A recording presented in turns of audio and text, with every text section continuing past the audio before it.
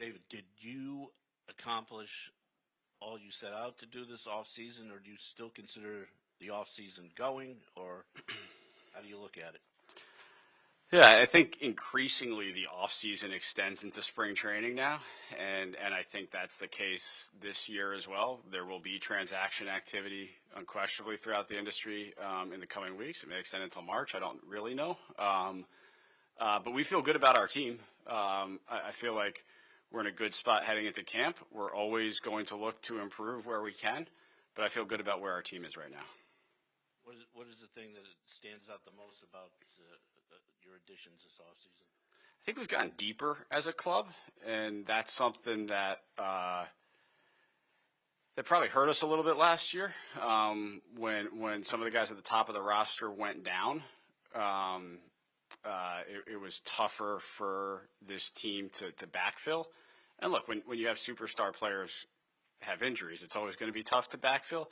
But I do think we're positioned well right now to handle the inevitable uncertainty that a major league season brings. And we're going to have a lot of good quality major league players in that clubhouse when camp begins. Hey, Dave. I think Steve in the past couple of years had kind of made it clear what the vision and the goals were for the Mets, the World Series being certainly the goal. Now, you coming in the first year, what's your vision of a successful year for the Mets and for what you guys are trying to accomplish? Look, the vision that Steve laid out at the front end of his ownership tenure here is still very much the vision of this organization. We expect ourselves, and our fan base certainly expects us, to be a championship caliber organization. That is success for our organization. And that's the bar that we're going to measure ourselves against. So even going into a season like this where, I mean, the way you guys have gone about building a team has been different in years past. Yes. That's why it's been important to build the farm system up. So that's why I ask, is it too much to say that this is, you don't go into open spring training and say, obviously the goal is to win the World Series, but you can still have a successful year. So I would stay consistent with what I've said previously, which is we expect to be a good team. We expect to compete for a playoff spot and have exciting baseball at Citi Field in September and October. Success can be defined in a lot of different ways, but certainly our expectations going into this season is that we're going to have a quality team that wins games and is a competitive playoff caliber team.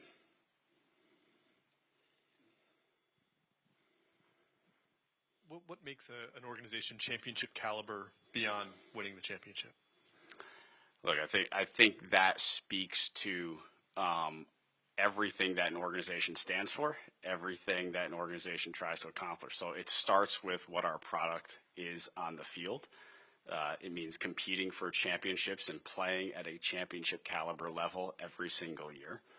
That's really tough to do, but certainly that's our goal. And it extends to how we operate in the community, what our fan experience is like.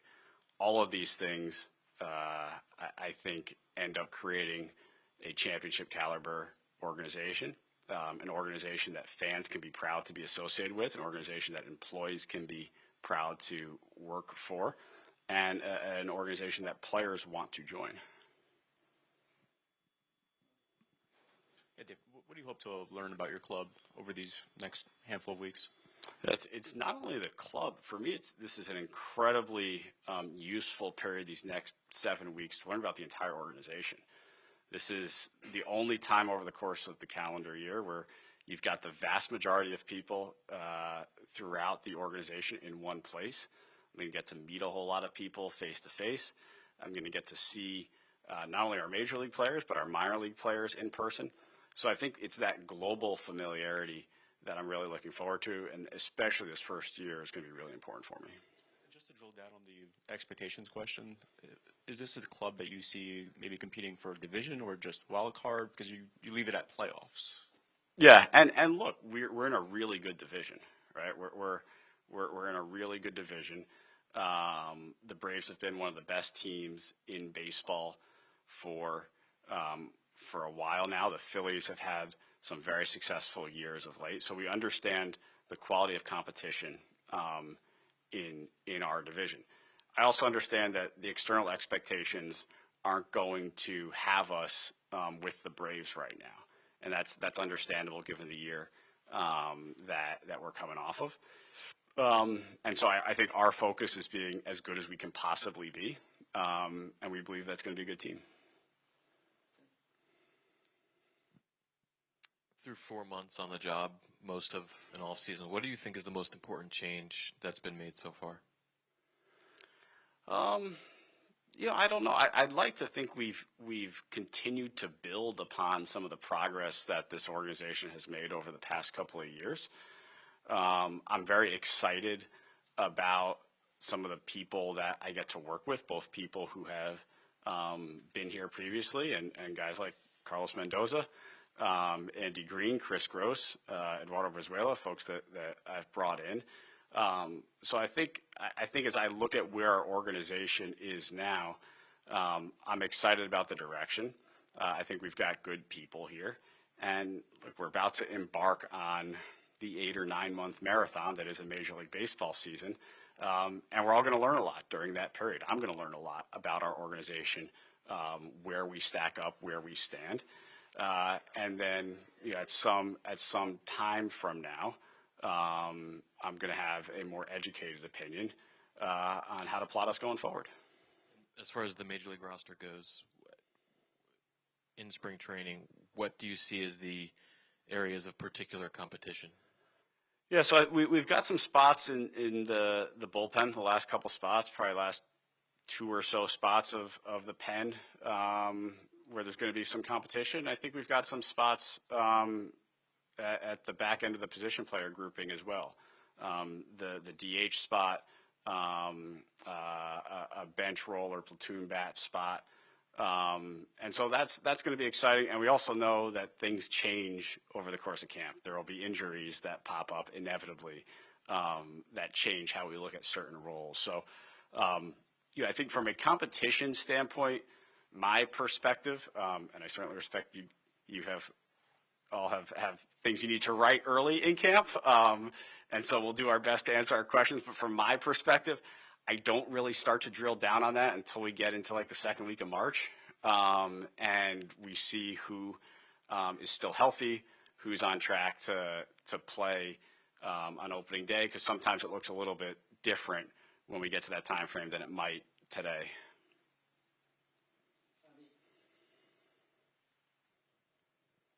Other than Ronnie Mauricio, is everybody good health-wise right now? So David Peterson would be the other one, but yes, I don't anticipate any surprises. I think the only other one would be a non-roster signing. We had Kyle Crick, has a calf strain, and will miss a good portion of camp, if not the whole thing. Where are David Peterson and Ronnie Mauricio at right now? So Ronnie, still at the early stages of his rehab, and this is going to be a long haul for him. We knew that when we got the diagnosis of the injury. Everything's going fine so far, but we're still at the early stages. And I think David's right on track. I mean, we anticipate him participating for us this year, pitching for us this year, hopefully being an important guy for us down the stretch. When that exactly turns out to be, we'll know more probably over the next month or so. But we certainly expect for him to pitch for us over the summer and maybe towards the early part of the summer.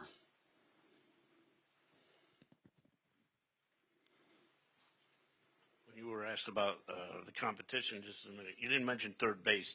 Should we take that to mean you kind of look at Brett Beatty as the guy? That's fair. I think we're going to have some competition there. I think we believe in Brett there.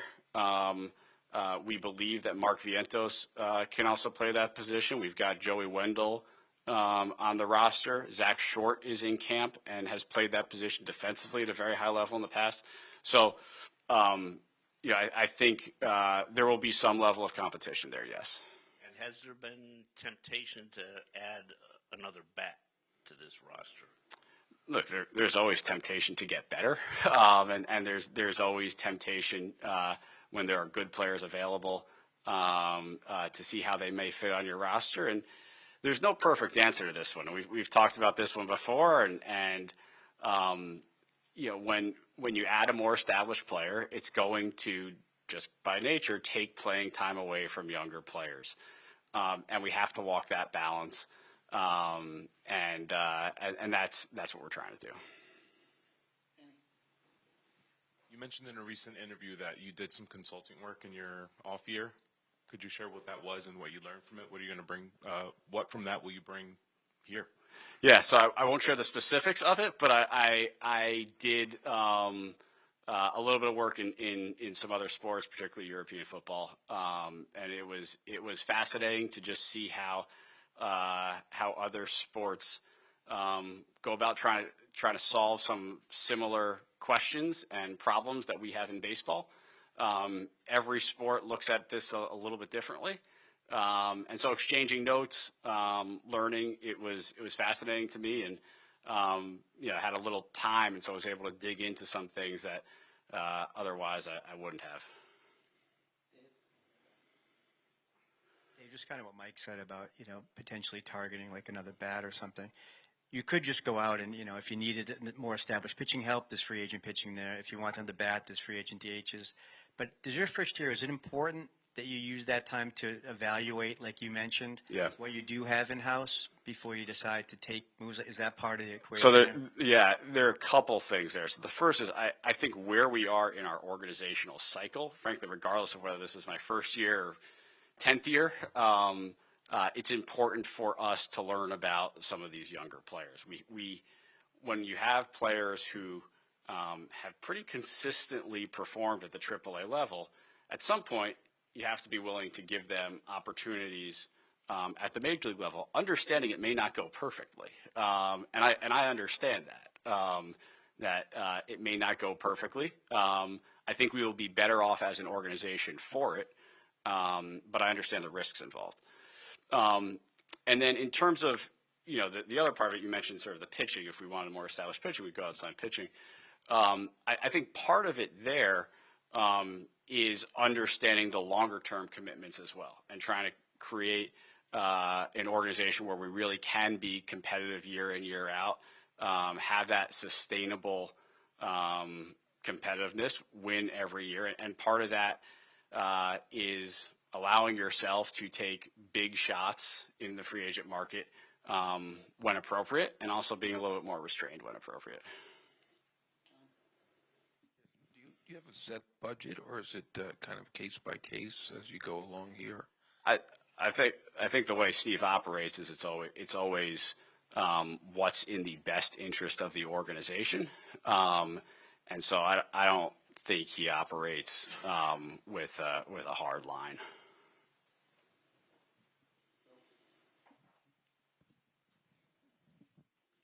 Dave, might there come a time when you're trying to also weigh those two things of evaluating the young players, but also thinking about 2024? Might there be a time where like the price for some of these guys, or just the opportunity in general, is just way too good to pass up? Sure. Yeah. I don't think that's out of the question. I think we're always trying to evaluate opportunity. We're always trying to understand the risk reward and the trade-offs. So I don't think that's out of the question. And when you were in Dominican Republic, what was your sense of where Starling Marte is at and what you could possibly or reasonably expect from him this year? Yeah, the most encouraging thing there is he's healthy. I mean, it was clear watching him play that he was healthy. The game I was at, he had to handle he was playing right field, and he had to handle a number of balls down the right field line. And he got there easily. It looked like Starling Marte moving in the outfield. So that was very encouraging.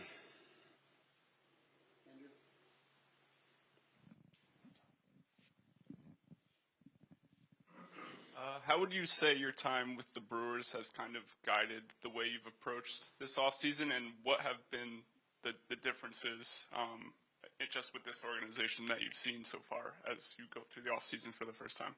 Yeah, I think all of my experiences to date hopefully have helped me guide me through this first part of the season, or my tenure with the Mets.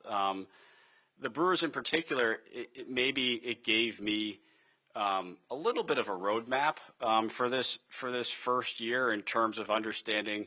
I'm not going to get to know the organization in a month or 2 months or 3 months. It's going to take me a full cycle, a full year to truly get to know the organization, to understand what we have, and to best know where things stand. So maybe it's provided me that perspective maybe provides me a little bit more patience as I'm heading into this endeavor. But yeah, this is a different job. It's fundamentally a different job than the one I held with the Brewers. This is a much bigger market. We have much greater resources.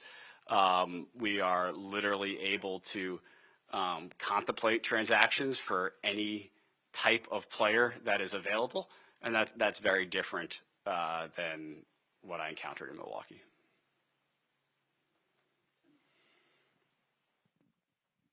You talked about getting to know the whole organization over these next 7 weeks. How long does that process take until you're comfortable with your knowledge of your entire organization, knowing it's probably never perfect? Yeah, so I think, look, every week probably feels like it's getting a little bit better.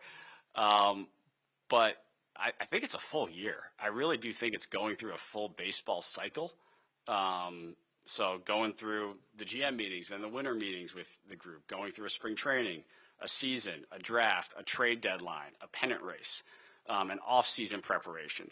I think going through that full cycle once with a new organization is what provides that comfort level and that feeling that you really know your organization inside and out.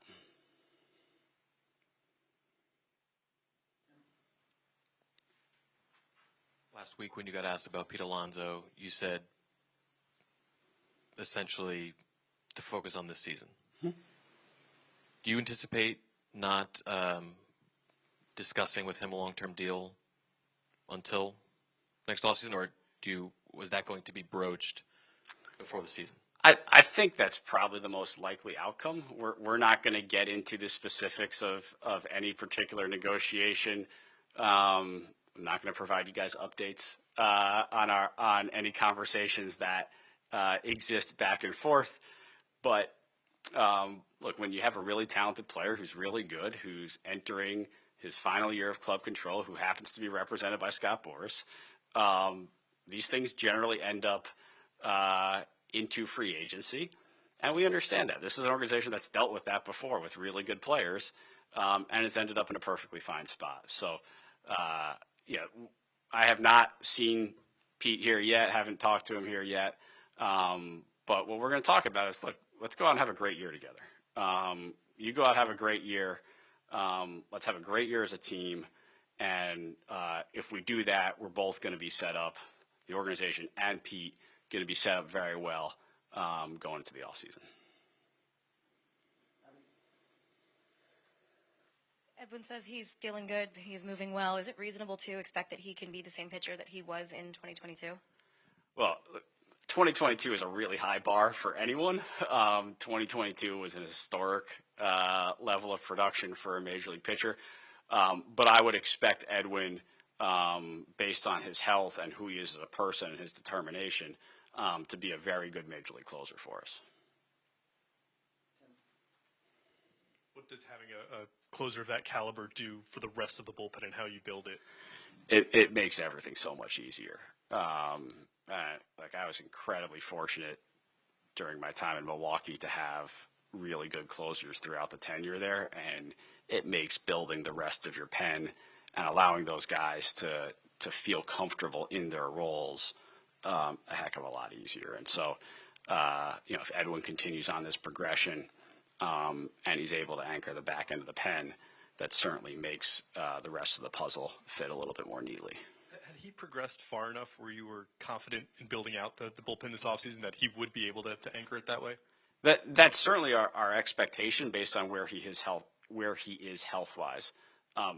We also understand he hasn't pitched in a major league game in well over a year at this point, and there may be some rust. And we're going to have to account for that and give him some time. I know he doesn't think there's going to be any rust, and he may be right. But we have to understand that it's been a while since he's been on a major league mound, and we'll do our best to support him as he gets reacclimated to that. Dave, the club last year proceeded very carefully with Kodai Senga's starts. Do you anticipate that same kind of workload for him, or does he get more accustomed to like the regular traditional, every fourth day instead? It's probably both. So I do think it is wise for us to be somewhat cautious, and the schedule in April helps us out there a little bit. We do have some off days in April that naturally will give him a little bit of extra rest. I would anticipate at times we are going to go to a sixth starter. We're fortunate the way our roster is constructed. We're fortunate we have multiple starting pitchers with options, and so we do have this flexibility to really go to that sixth man in the rotation when we want. And so I think there will be times during the season when we do that.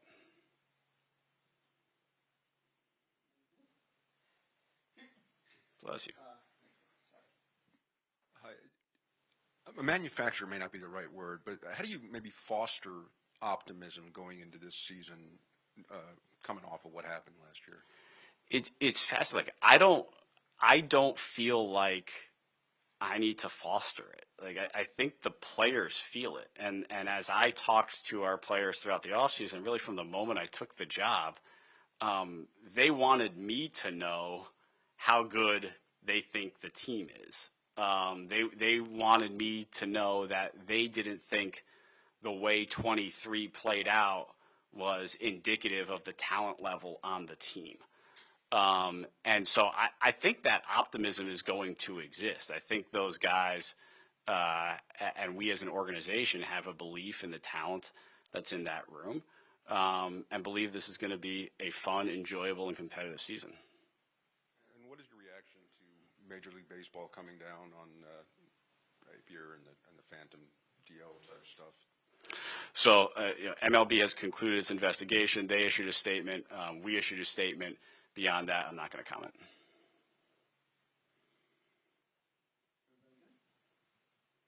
Thank you.